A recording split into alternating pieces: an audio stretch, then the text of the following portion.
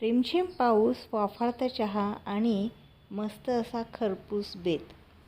नमस्कार, मराठी कट्टा किचनमध्ये आपलं हार्दिक स्वागत आहे. यासाठी एक कॉर्न आपण सुरीच्या साहाय्याने कट करून घेतलेला आहे, म्हणजे याचे दाणे पुन्हा फुटण्याचा संभव राहत नाही. 1 वाटी इतकी कोथिंबीर घातलेली आहे.